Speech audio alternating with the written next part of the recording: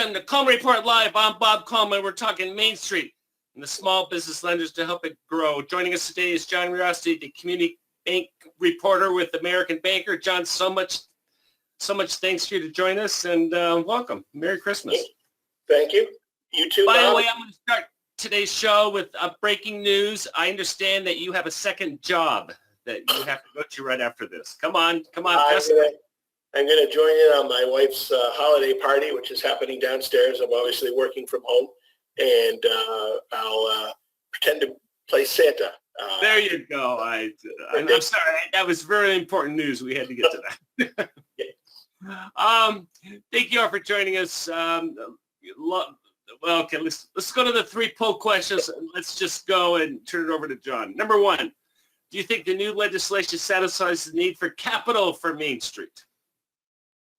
John, I'm going to let you mull that one over and ask you what's your opinion. My standpoint is speaking for myself, I think it does. I mean, it provides an enormous amount of capital. So yeah, the people say yes. Good. Yep. Good. I have no issue with that. There's always, as these things are, there's always traps. There's always individual sad stories. And I think we need to look at the big picture. We got to get it done. So I think overall, this is good. This is going to help tremendously. A good friend of mine, John, she did not take advantage of PPP the first round. So when I explained to her what this would do, she got all excited, and she has a good, nice little company down in Atlanta, and it's going to help her tremendously. Yes. Number 2, will the 90% 7-day guarantee and 0% or $0 in loan fees create sufficient supply for Main Street? I always talk about demand and supply being the capital that lenders are willing to lend, demand the appetite that the borrowers have. Yeah, 90%. I'm sure that doesn't surprise me. I don't know what more they could do than that. That is very all-encompassing. No, and I'm glad to see that. We've had people on. I'm not necessarily a big fan of total deferment of principal and interest. I'm glad they capped it at $9,000 this time around. I could see maybe go interest only. So, but I like the direction that they're going on this. Well, I'll just quickly add that I spoke to some people, and one thing they'd like to see, in addition to everything else, is an increase in the 7A maximum loan size. I know it was increased to what it is currently, $5 million during the financial crisis, but they'd like to see it go up maybe to $10 million on top of everything else. I don't have an issue with that. I don't think Congress has an appetite for that because of the frauds that were the big dollar amounts. But I agree that middle market, they employ people. They're just as essential as other non-businesses. So I have no issue with that at all. And finally, we haven't talked about this much, but SBA Express is going to increase to $1 million and increase the guarantee to 75%. John, what are the dates on that? I know there's December 31st it increases. What are the dates?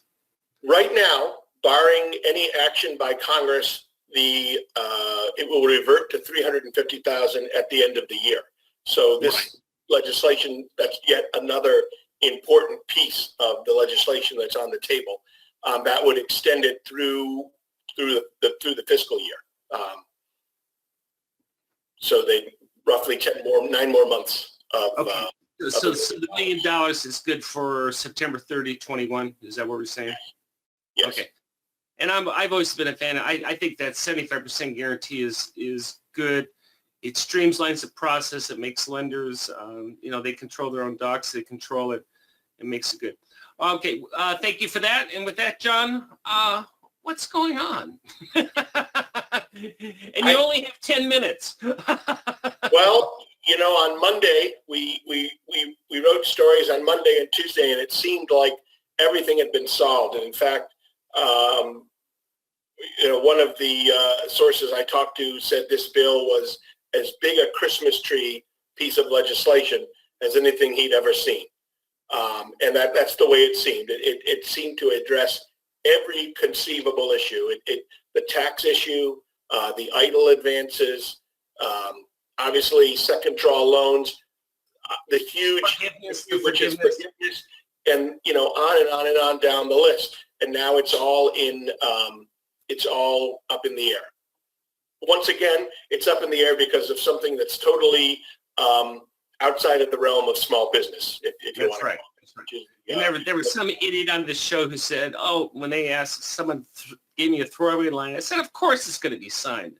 There's no reason why it wouldn't be signed." So that was on Tuesday. So 2 days later, John, I need to get out of the prognostication business. Yeah, well, I would have been right with you. I would have totally agreed on Tuesday. It seemed everything but signed, sealed, and delivered, and that was just a matter of waiting for the time limit for the stopgap bill that they passed. Just waiting for that to expire to get this on the president's desk right after Christmas and for him to sign it. Well, and that's all. Yeah, let's take a step backwards, because part of also the legislation includes a continuing resolution to fund the government. Yes. And when does that expire? That was a 7-day resolution, and I can't remember the dates of exactly when it expires. It expires after Christmas. Yeah, sometime next week, right? And what I was told, because I am by no means a legislative hawk or a proceduralist, but what I was told is this legislation cannot go to the president because it's part of a larger permanent budget. Right. This cannot go to the president until that expires. But, it would get to his desk, then he would sign it just in time, because if it expires with the Congress. So, the next Congress, and I forget the number, and I should know, but once again, I'm not an expert on Congress, everything starts over, right after the first of the year. Yeah, yes. Right after the first of the year. Yeah. So there's not any time, there's not any room for error here. Just when the world has gone completely mad, it's gone madder. There's no such thing as completely mad. Well, I think we're getting pretty close. I'm not even going to ask you what you think is going to happen. But overall, I reading between your words on that, I think you're supportive of what's there. I think what you're saying is this is sufficient for Main Street. Hey, we got to get it done. I was with the idiot who said July 3rd. Oh, it's going to be done before 4th of July. They've been talking about this for months and months and months. And we all can tell our case stories of our favorite restaurant that's no longer around, of your borrowers. And obviously, it's going to negatively affect portfolios once these payments take off. It's affecting commercial real estate values because the people can't make their lease payments. So there's a lot of issues that this can resolve. John, we got a ton of questions, so let's go to them. Let's go with the ones that just came in today first, Joseph. Corey wants to know, when does the 90% guarantee go into effect for 7A? Good question, Corey. I think it would go into effect as soon, I won't say once the president signs the bill, because there's another little bit of a delay. Let's assume the president signs it, and let's assume that happens roughly before the end of the year. Then the SBA, once he signs it, has, I believe it's 10 days to write the regulations. Yeah. So we were doing a calculation on that, and from the date the first date the president could sign it, adding 10 days would be the 8th, which is a Friday.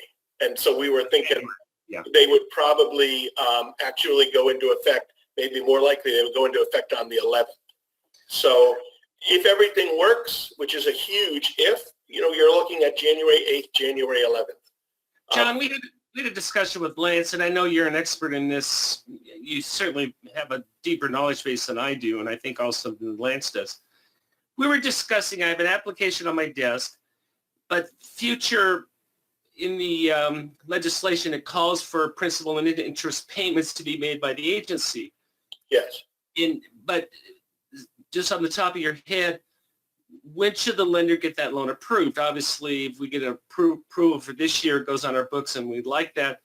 But is February 1st the date that the borrower would get the maximum forgiveness? Is that tell me what your thought process is on that? What happens is there's beginning February 1st, and I guess they want it to start obviously at the start of a month, so that makes sense. Depending on what class you fall in, you will get either 3, 8, or 6 months of forgiveness. Yeah. And I don't think the agency intended it this way. Actually, not the agency. They're completely off the hook. I don't think Congress intended it this way. But the way the summaries were written is this, and we're going to. I'm going to. We went over this very carefully. Those who had loans, existing loans, prior to March 27th, which, if you'll remember, was the start of the CARES date, they've already gotten 6 months. Right. Under CARES. They will get an additional 3 months. So they get 3 new months of forgiveness. If you are in that category, but and they didn't specify, they didn't give a long list, but they just said if you're an underserved borrower, and they didn't really say much more than that, you will get the 3 months plus 5 months. So you will get 8 months. 8 months. Then if... And I'm sorry, John, and those are for existing loans? Those are for existing loans. Okay. Anyone who closes a loan between February 1st and the end of the fiscal year will get 6 months. Okay. So they'll fall into that old CARES Act category. What confused me, and I suspect we just have to ask for more information about this. What about the folks who closed their loans after September 27th, which was when the forbearance ended, essentially the end of the fiscal year, but prior to February 1st? So that sort of October, November, December, that 4 month gap, they seem to be out of luck. I don't think that's what was intended. We have to follow up and ask about that category of borrowers. But and language, the summary was a little bit unclear. Yeah, and the administrator has 10 days to put those guidelines in place. John, I am so glad you gave that summary before you started to pick up the eggnog, along with the rest of us. But that was good. Let's see. Let's go to this question here. What does the idle advances of $10,000 will not be recouped mean? Specifically, SB will repay borrowers. What if they've already paid the $10,000? John, my understanding is SB. You're shaking your head. We got to wait for that. I'm saying we have to wait for that because we talked about that too. Right now, there's no guidance about whether the people who have already had their loans forgiven and probably have that $10,000 may or may not have that $10,000 as a sort of hangover that they have to pay back. How this will affect that, because that's in the past. There's right now there's no retroactive provision in that legislation. We just have to wait and see if SBA chooses to address that in their rulemaking. Okay. Well, I'll throw Lance under the bus. Lance seems to think they are covered and SBA will forward the money to the bank and in turn they'll send it to the borrower. So we'll throw Lance under the bus. But as John said, a lot of this stuff is, remember how the law is crafted, this is the sense of Congress. In fact, they have that terminology in the legislation. And they give the administrator the ability to promulgate the rules to be very specific in how this is going to work. And that's what the 10 days is. So after exactly, she has wide latitude and to do that, and it's very likely that SBA will. I think because it punishes people who did the right thing. Yeah. Otherwise, I agree. And the people at SBA, they've already got. They're working on this stuff. They're going to get it done. They're not going to need 10 days, I don't think. But that's my view. Let's see. Steve asked the question, do we know if first draw PPP loans are capped at $2 million or can they get the larger PPP loan? Excellent question. First draw PPP loans, I don't believe are capped. If you're coming to the program for the first time, you're not capped. The cap is for second draw loans. That's my understanding. Great. $2 million.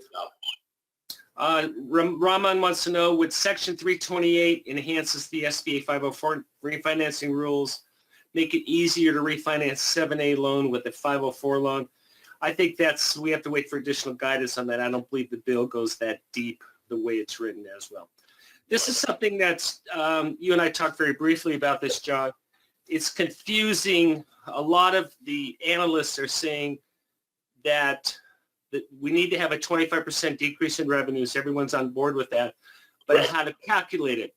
The majority of the analysts say that we compare first quarter 2020 with first quarter 2019, or second quarter or third quarter. We can pick and choose whatever quarter we want.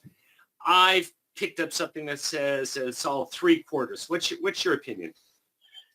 I am in the confused category there. We'll let you go there. There are some things in this bill that I know better than others, and this is not one of them. I know what I believe.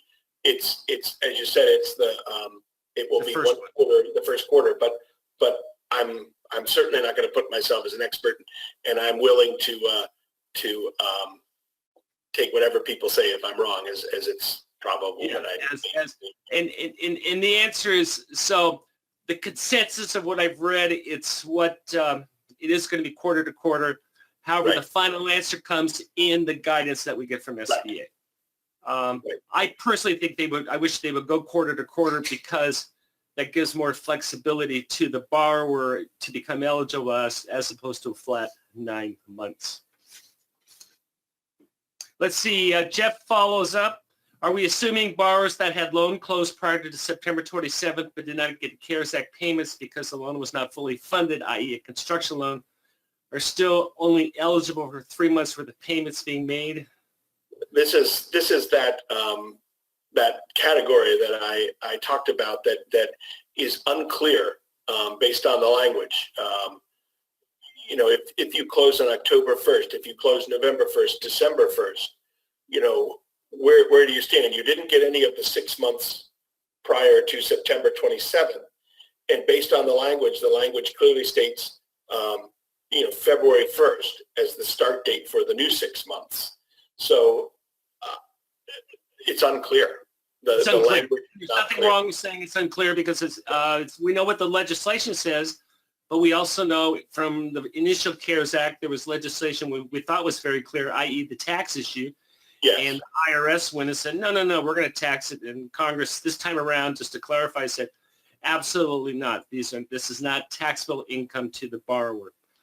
So since I brought that subject up, John, real quick, I haven't heard of this. So what about the states? Are the states going to follow up on taxing individual borrowers for these forgiveness? Or is it just, are they going to follow what the IRS says now, which is it will be forgiven on the federal level? I got to assume that they're going to follow. I know.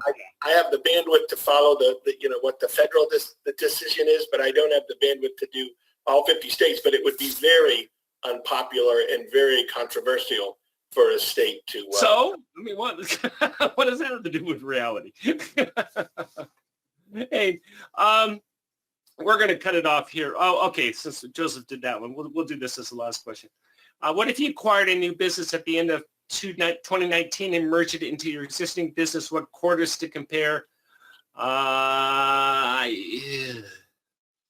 think you need to be, my answer to that is you need to be careful with the numbers. If it's very clear that you can track it, but it's problematic. I think a lender, here's the reality, is that the lender has been instructed, SBA, the government's going to hold you harmless for processing forgiveness acts, for processing PPP 3.0 loans, as long as you use, quote, good faith.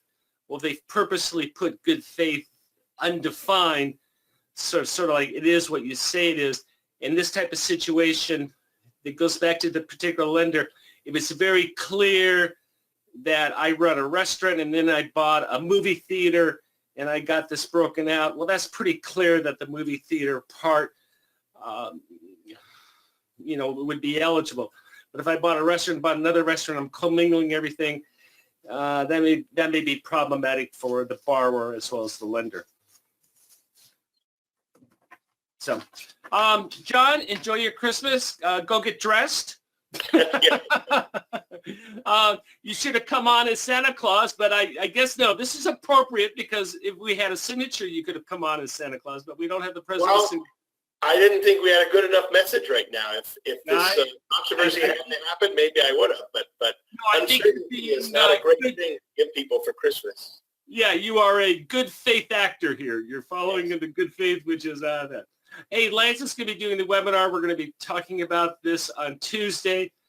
There is a lot that we do know in terms of processing the forgiveness, and we do know the blanket's going to be under 150, so we'll talk about that. Lance is going to spend a lot of time talking about good faith and what his interpretation of that is, and that I'm going to do that. With that, thank you all for joining us. Merry Christmas. We'll see you next week. Thanks, John. Thank you. Bye-bye.